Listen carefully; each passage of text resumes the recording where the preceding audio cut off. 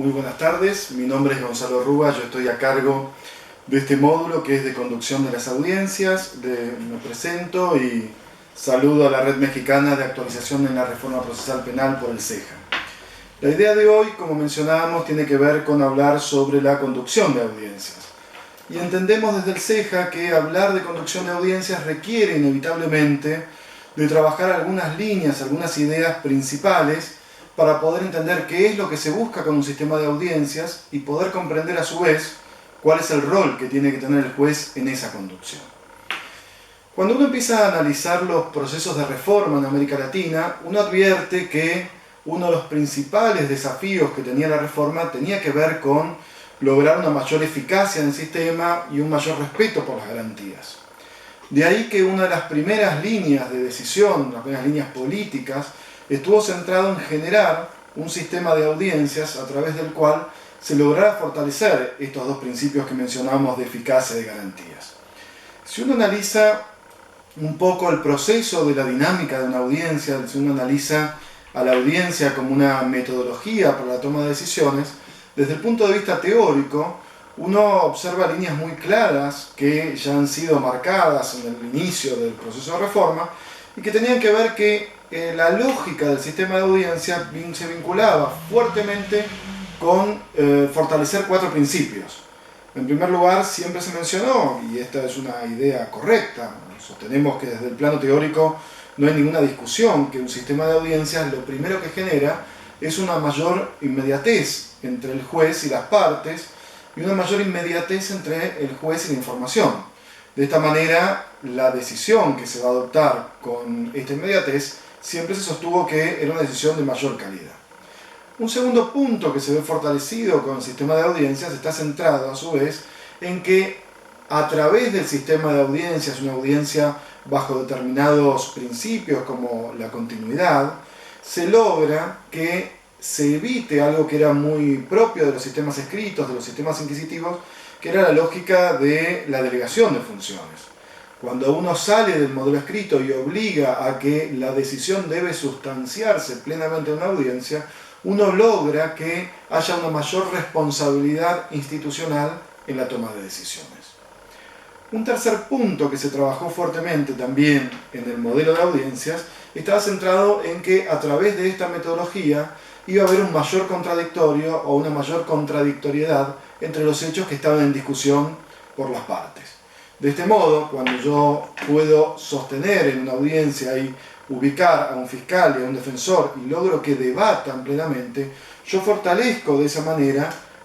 fuertemente la defensa en juicio. El defensor ya no solo tiene acceso a la información que tenía el fiscal en su legajo, que tenía el acusador, sino que puede controvertir cada una de las informaciones que presenta el fiscal y a su vez puede ofrecer prueba de descargo. De esa manera, el sistema de audiencias también, desde el plano teórico, ha sido un instrumento muy fuerte para generar estos principios o fortalecer estos principios que mencionábamos de eficacia y de garantías. Y un cuarto punto muy relevante en el sistema de audiencia es cómo se ve fortalecida la publicidad del sistema. Cuando uno observa los primeros debates en torno al modelo adversarial, en torno a cómo debe ser la justicia penal para las nuevas democracias, uno de los grandes ejes de discusión tenía que ver con fortalecer los valores republicanos. Cuando uno habla de valores republicanos, está hablando que el Poder Judicial debe dar también cuenta de las razones por las cuales toma decisiones y estas decisiones deben ser públicas. De modo tal que el sistema de audiencias del plano teórico es indiscutible que era el mecanismo para llevarlo adelante. Cuando uno analiza estos cuatro principios que acabamos de mencionar que se ven fortalecidos, inmediatez, imparcialidad del tribunal, en el sentido de evitar la delegación de funciones, contradictorio y publicidad, ve que al final de cuentas, por eso decíamos que la audiencia es una metodología, porque es una metodología que genera información de mayor calidad. Y cuando en una audiencia se sustancia información de muy alta calidad, la consecuencia necesaria va a ser que la decisión que se tome en ese caso va a ser una decisión mucho más razonable y mucho más seria, porque tuvo en cuenta toda la información que se ventiló. Y decíamos que este fue el plano teórico del sistema de audiencias. Ahora, ¿Qué inconvenientes ha habido o qué dificultades en la praxis de los sistemas judiciales hemos encontrado al momento de elaborar cómo se sustancian las audiencias? Bueno, en primer lugar, desde un punto de vista lógico, desde un punto de vista histórico, es bastante razonable que observar que las expectativas que había sobre el sistema de audiencia en los primeros años de la reforma no tuvieron el efecto esperado. Y esto es una clara consecuencia del enorme peso cultural que el sistema inquisitivo y la falta de valores republicanos han generado en el sistema de justicia y que sigue impactando de alguna manera en los primeros momentos o estadios de la audiencia y en los primeros estadios de la reforma. Seguramente los estados mexicanos que ya han empezado la reforma observarán sus audiencias todavía sosteniendo que hay muchos cambios por realizar, que todavía no tiene el efecto esperado, y seguramente los estados mexicanos que aún no han comenzado con el proceso de reforma observarán cómo cuesta mucho o que les va a costar mucho implementar un sistema de audiencias.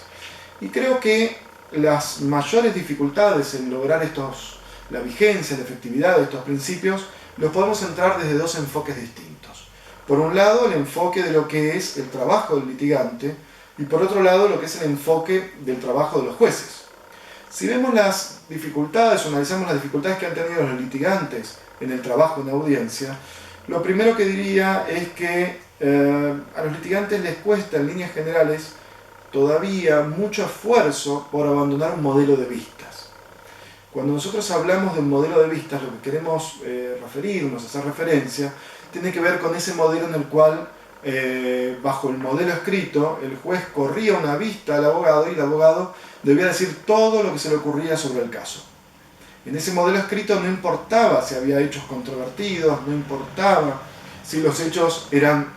en su gran mayoría de común acuerdo, sino que le importaba era argumentar todo lo que usted pueda. Bajo ese modelo, el litigante, acostumbrado a trabajar en el modelo escrito, en los primeros pasos de las reformas todavía mantiene ese modelo en el cual habla mucho tiempo, pero no hay tanta carne en la discusión, no logra concentrarse en los hechos controvertidos. De la mano de esto que acabamos de mencionar como primer eje de los litigantes, el segundo gran eje es que a los litigantes todavía les cuesta enormes esfuerzos poder trabajar fuertemente con un análisis de la teoría del caso que le permita vislumbrar estos hechos. En líneas generales, pareciera ser, y por ahí algo de responsabilidad tenga un poco la academia en la falta de desarrollo de lo que es la teoría del caso, la teoría del caso se desarrolló más pensando en modelos de audiencia de juicio oral y no tanto pensando en cómo un litigante, a través de la teoría del caso, puede planificar qué hechos debe presentar en una audiencia previa al juicio. Y esto de alguna manera, esta dificultad que los litigantes han presentado o que presentan en las primeras audiencias de un sistema penal, y que es muy común, muy frecuente verlo en distintos países de la reforma, no solo seguramente en México, en mi país, en Argentina, también se observa esta problemática, repercute de una manera muy fuerte en lo que es el rol de conducción de la audiencia por parte de los jueces. Los jueces, bajo este nuevo modelo de audiencias, tienen enormes desafíos y tienen también, esto hay que reconocerlo, una enorme dificultad desde el punto de vista cultural. El modelo de juez del proceso inquisitivo, aquel juez de instrucción todopoderoso, un juez que tenía una mochila muy pesada bajo sus espaldas y que tenía la obligación de trabajar con la policía respecto de la investigación, generar una investigación eficaz, pero a la vez ser garante de la protección y la tutela de los derechos del imputado dentro de su investigación, y a su vez también el peso de la verdad que implicaba que él deba buscar la verdad, es un peso cultural muy fuerte al momento de decirle al juez: mire, ahora el modelo está cambiando, el modelo ha cambiado, las pautas del concepto de verdad están totalmente modificadas y sus roles son de conducción y de decisión. Comprender e internalizar por parte de los jueces que ya no tienen el peso de la verdad y que no gestionan ningún interés, me refiero a gestionar intereses referido a que puedan gestionar el interés de la fiscalía en llegar a la verdad o el interés de la defensa en proteger su caso. Reconocer esto y decir el peso, la verdad ya no es más un fin en sí mismo, sino que la verdad en el proceso penal empieza a jugar como una meta garantía. La verdad juega de esta manera, el juez debe probar o debe tener acreditado, mejor dicho, cada uno de los hechos que están sostenidos en la acusación bajo un grado de verdad, de arribar la verdad, para poder dictar una condena. Así la verdad ahora pasa a ser una meta garantía, un límite que el Estado se impone para poder dictar y legitimar una condena penal. Poder internalizar esto no solo desde el plano teórico, sino llevarlo a la práctica, es un paso que requiere varios desafíos. Por empezar, decíamos que los desafíos que se presentan al juez son dos: las destrezas y habilidades que el juez va a tener en la audiencia y que en líneas generales no se ha trabajado tanto en capacitación de los jueces. Las veces que estamos empezando a trabajar fuertemente bajo una línea de cómo se trabaja una habilidad o las habilidades para los jueces, están delimitadas en estos dos conceptos: cómo se conduce una audiencia y cómo se decide oralmente inmediatamente. Estos son enormes desafíos, decíamos, porque el juez va a ingresar a una sala de audiencia sin conocer el hecho, va a tener que conducir un debate sin tener muy en claro cuáles son aún los hechos que van a estar en controversia, y por otro lado, los litigantes también tienen una dificultad en reconocer esos hechos controvertidos. Esto implica, claro, una enorme responsabilidad y también dificultades al momento de elaborarlo. Y la segunda habilidad, que es la toma de decisiones orales, implica también un enorme desafío, porque el juez, luego de escuchar a las partes y luego de fortalecer y generar ese contradictorio, va a tener que tomar una decisión oral e inmediata. Y esa decisión debe ser inmediata, sencillamente porque es la única manera de fortalecer la publicidad del sistema y de dar a conocer la decisión del juez. De modo tal que esto es el primer punto que quiero dejar sentado en esta pequeña conversación. El primer punto entonces lo dejamos centrado de esta manera: el sistema de audiencias genera una nueva lógica desde el punto de vista teórico que fortalece garantías y eficacia, pero que desde el punto de vista de la faz práctica entonces los litigantes presentan ciertas dificultades y los jueces tienen que trabajar en la conducción de una audiencia tratando de generar hechos en controversia y intentando y debiendo resolver oralmente los contradictorios que se presentan. Por otro lado, en un segundo punto quiero mencionar que la otra dificultad que presenta el trabajo de los jueces en audiencia es que hay que reconocer que el rol del juez va variando de acuerdo a la audiencia que se presente.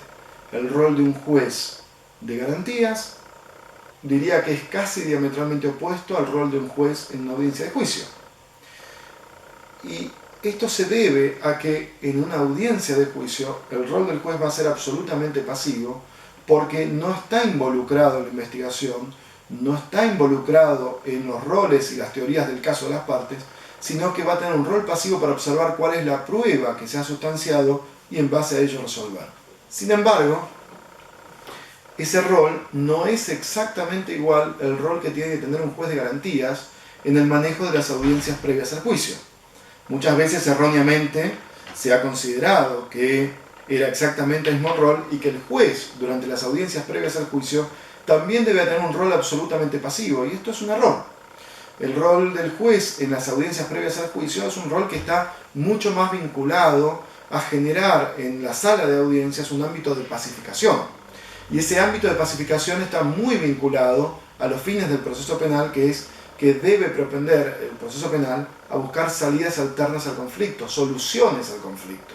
Y el juez está muy involucrado en generar ese escenario para que las partes puedan generar esos puntos de acuerdo posibles para arribar a una salida alterna que podrá ser un acuerdo reparatorio, podrá ser una suspensión del proceso a prueba, podrá ser cualquier tipo de decisión. Pero es muy importante que el rol del juez, que el juez internalice que ese rol que tiene el juez en la audiencia de juicio no es el rol que debe sostener en las audiencias previas. Decíamos entonces que estos son dos roles bien diferenciados, pero también es muy importante remarcar que aún en las audiencias previas al juicio hay dos tipos de audiencias que tienen características muy particulares. Vamos a ver que por un lado hay audiencias de acuerdos y que en esas audiencias de acuerdos se da esto que decíamos del rol pacificador del juez, y que el juez va a tener que tener ciertas destrezas que vamos a ver para llegar a estos acuerdos, pero también hay audiencias contradictorias donde las partes también tienen que buscar presentar los hechos y el juez va a tener otro rol. Veamos brevemente cómo son esos roles de las audiencias. Entonces, si en la audiencia de acuerdo el juez tiene ese rol de buscar el escenario ideal para que las partes puedan llegar a un acuerdo que satisfaga los hechos, vamos a ver de por sí que la visión de ese juez no tiene que ser una visión en la cual le es ajeno todo tipo de decisión, sino que tiene que buscar los espacios necesarios para que las partes puedan ir acordando estos posibles acuerdos. En segundo lugar, el juez, desde ese rol de pacificación, también debe observar cuál es la decisión del caso que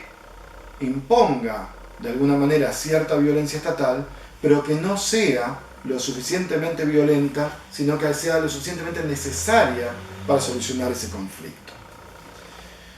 Cuando nosotros vemos el rol en las audiencias de contradictorio, tenemos que empezar a analizar cómo debe trabajar un juez de acuerdo a estas dos principales actividades que decíamos. Cómo debe conducir la audiencia y cómo debe decidir en audiencia. La conducción de una audiencia previa al juicio tiene enormes implicancias en dos direcciones. Cuando un juez conduce una audiencia tiene que mirar en su vinculación hacia lo que es la administración de justicia, pero también tiene que mirar en su vinculación con las partes. Cuando el juez verifica cómo debe conducir una audiencia en su vinculación con la administración de justicia, va a tener enormes desafíos en lo que es el modelo de disciplina. El juez va a tener que conducir la audiencia manteniendo cierta disciplina que va a estar en alguna parte vinculado a evitar el maltrato con el testigo, pero en otra parte también vinculado a evitar que haya malos modos en esa audiencia y que esos malos modos no permitan un litigio directo. En segundo lugar, va a tener que verificar los tiempos de duración de la audiencia. A medida que se van implementando los sistemas adversariales, la cantidad de audiencias empieza a crecer de una manera muy importante, muy significativa. De modo tal que el trabajo de un director de oficina judicial está centrado en establecer la duración promedio para cada tipo de audiencia. De modo tal que el juez no puede permitir que un litigante se dedique a hablar por un espacio de tiempo indefinido, 1 hora, 2 horas, alegando temas que son de derecho, porque esto afecta al sistema de administración de justicia, entonces tiene un valor que proteger. Y el tercer valor que debe proteger un juez en relación con la administración de justicia está sentado en fortalecer la publicidad. Fortalecer la publicidad implica acciones muy concretas en cuanto a permitir la presencia de todo individuo que quiera ingresar a la sala, en permitir que ingresen incluso una vez iniciada la audiencia también, y en tener un lenguaje llano, para que el público que esté presente entienda lo que se está resolviendo y que de esa manera se vea fortalecida la administración de justicia. Pero también la conducción de la audiencia tiene una enorme vinculación con las partes. Mencionábamos que en este sentido, si es una audiencia contradictoria, el principal objetivo de la audiencia es que las partes no litiguen sobre cualquier punto del caso, sino que se dediquen a litigar exclusivamente sobre hechos contradictorios.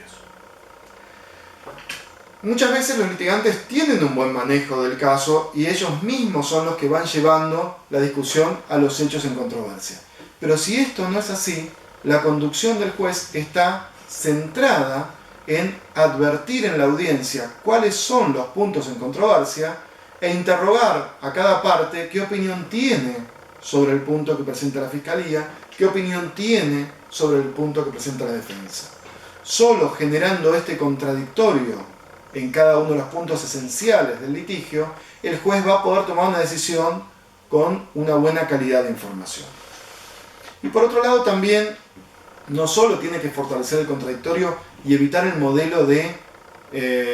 trámite de vista, por ejemplo el Código Procesal Penal Modelo para México, es un código que en algún punto, en algunas normas, pareciera tener un modelo más bien de vistas, por ejemplo en la etapa preparatoria del juicio, donde se establece que cada parte tiene un momento como para ir trabajando la prueba, para ir trabajando cuál es su resumen del caso, y creemos que la interpretación correcta de este tipo de normas no tiene que ser bajo el modelo de un trámite, bajo el molde inquisitivo del trámite, sino que no importa que tanto que hable cada parte, sino que sea un diálogo muy fluido entre las partes en la audiencia, donde constantemente van ingresando información y el juez va advirtiendo dónde está el punto en controversia.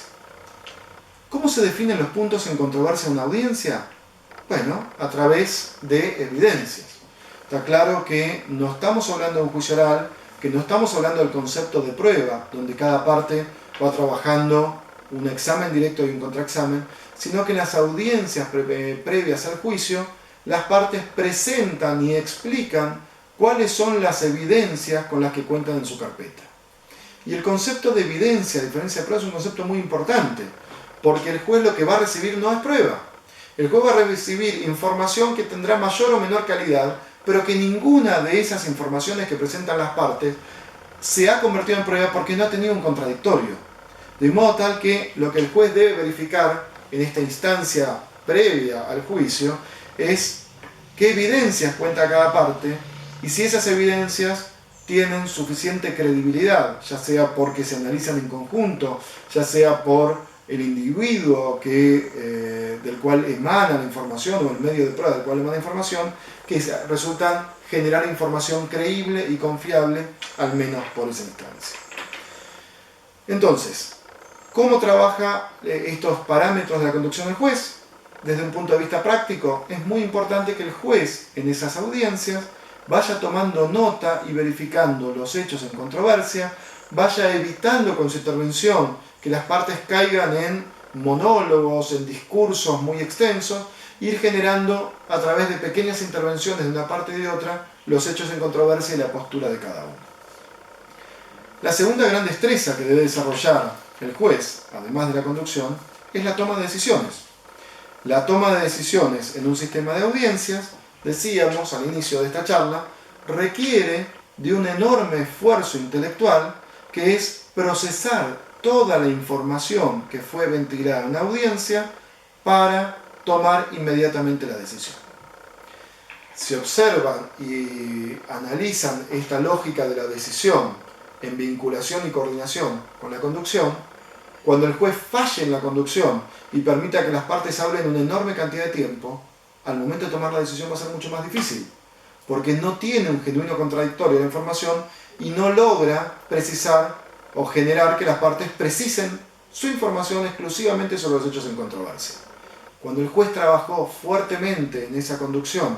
y las partes colaboraron en solo discutir hechos en controversia, el rol del juez va a ser mucho más sencillo.